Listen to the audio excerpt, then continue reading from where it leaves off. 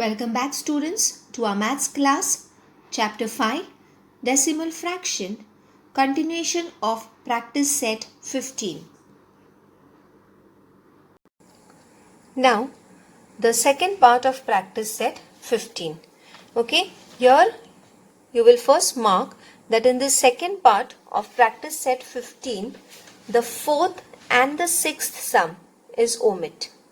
It is on page number 32 of your textbook. Okay, so please mark that on page number 32, practice set 15, second part, convert the common fractions into decimal fractions, fourth sum and the sixth sum both are omit. And in the third part, convert the decimal fractions into common fraction, the third and the fifth is omit. Okay, now we proceed. We do the second part, that is to convert the common fractions into decimal fractions. Okay.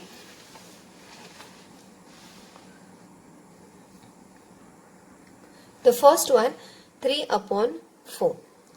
Now, as we studied, that is when we have to convert a fraction into a decimal fraction. We have to make the fraction or convert the fraction in such a way that in the denominator we get the numbers like 10, 100, 1000, 10,000. Okay.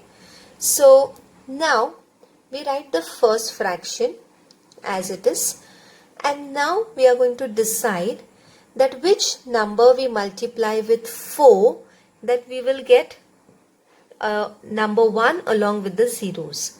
Okay, so yes, with 4 we can multiply with 25 because 4 multiplied by 25 is 100. Okay, so if we multiply 25 in the denominator, we have to multiply 25 in the numerator also. Okay, and then we have to do this multiplication. 25 threes are, which is 75, and 4 into 25 is 100. Okay, and now how do we write the decimal? We have studied earlier that we have to write the numerator as it is.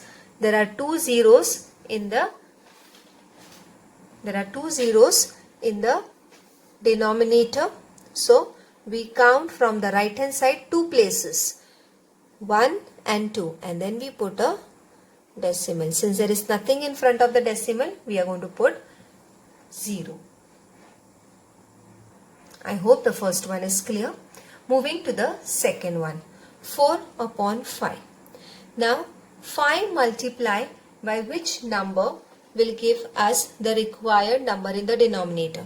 So if we multiply 5 twos are, we get 10 in the denominator. Okay, so if you are multiplying 2 in the denominator, we have to multiply 2 in the numerator also. And what we get in the numerator? 4 twos are 8.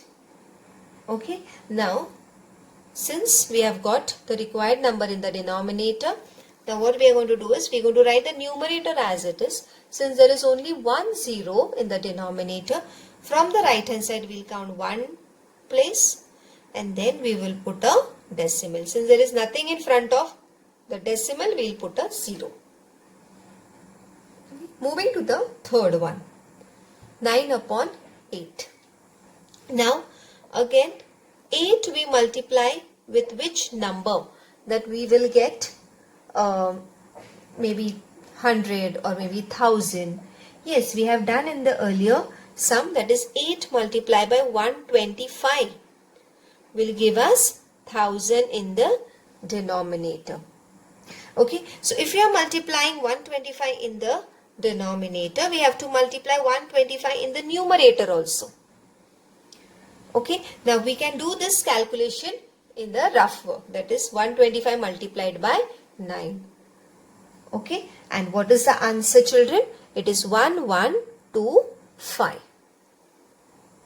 Okay, now we have to write the numerator as it is, And then we have to check how many zeros are there in the denominator.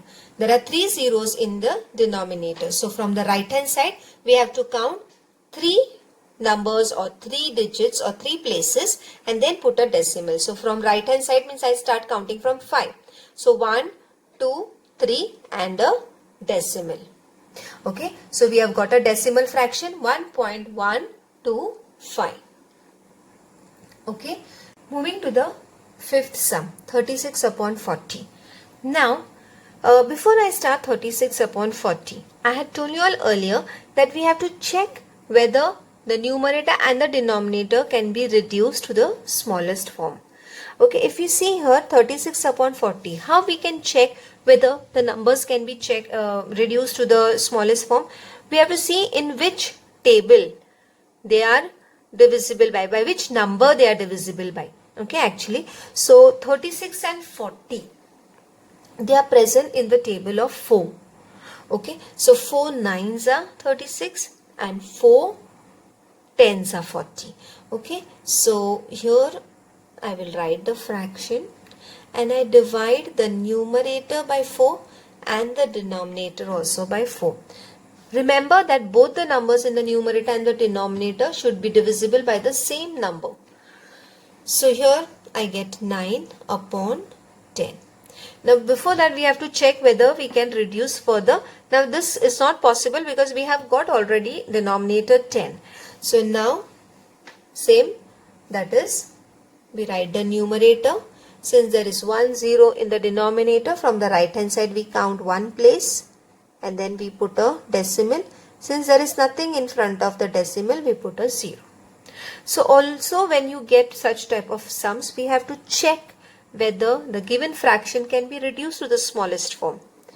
Okay, and in the further lessons when you learn test for divisibility, it will become more easier for you all to identify whether the numbers are divisible by any same number. So here now you can check, you should know the tables surely. So if you know the tables, you will know that whether the numerator and the denominator are divisible by which number. They should be present in the same table. Okay, keep this in mind, very simple words, that the numerator and the denominator, if they are present in any same table, then only you can reduce it. Okay, so moving further, now 19 upon 200. Okay, so in this case, if you see 200, we have to convert to the desired or the required number. Now if 200 we multiply by 5, correct? So what do we get here? 1000. Okay, so 200 multiplied by 5, we got 1000. Now if we have multiplied 5 in the denominator, we have to multiply 5 in the numerator also. Okay, and therefore 19 multiplied by 5, 19 5s are. Okay, we have to write, and that is nothing but 95. Okay,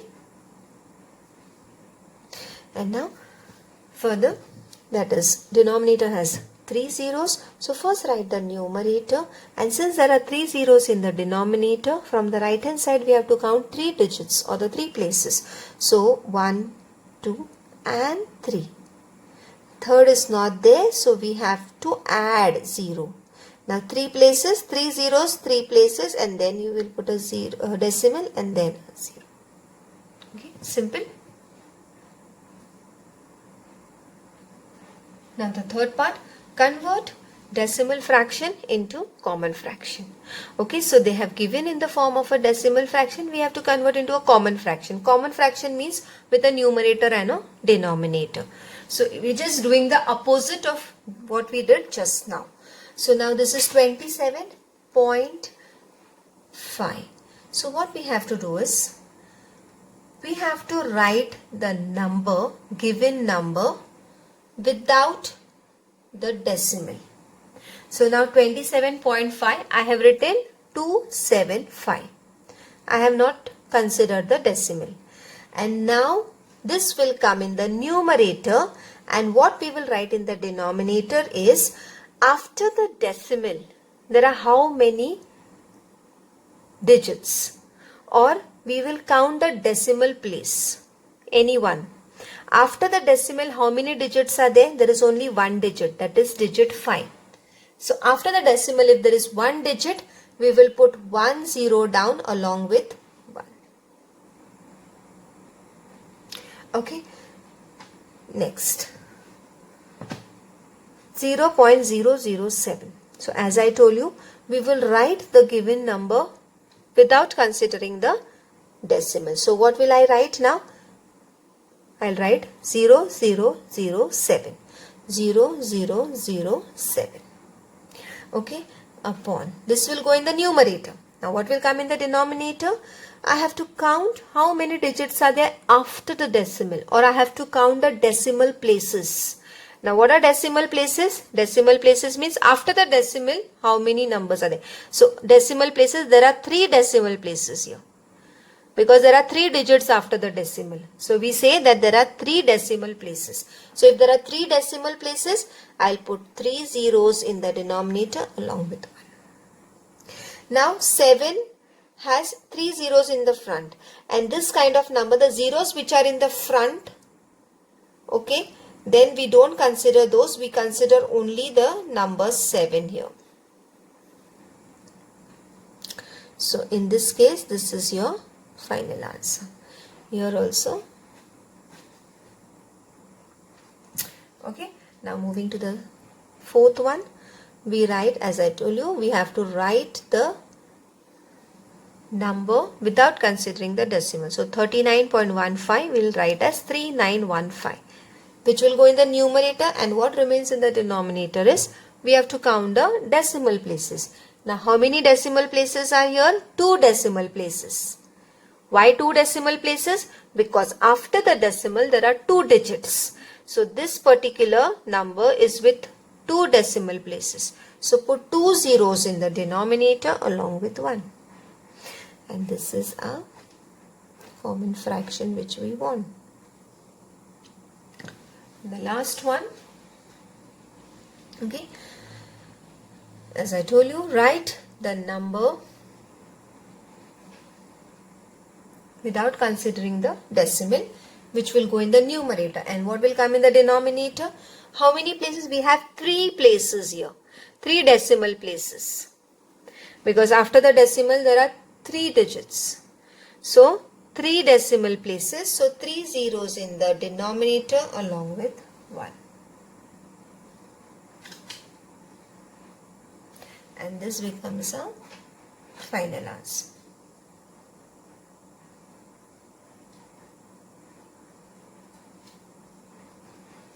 Okay, or here also further the calculation can be done, that is we can also cancel the zeros. Okay, so further adding to it, if we cancel these 2 zeros with these 2 zeros, we get as 704 upon 10.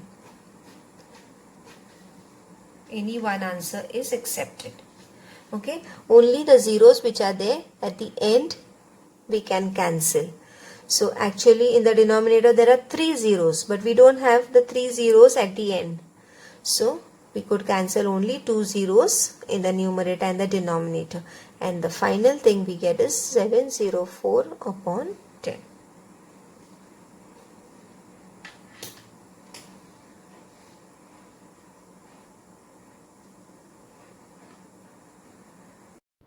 Homework. Complete the sums from practice set in your notebook. Thank you.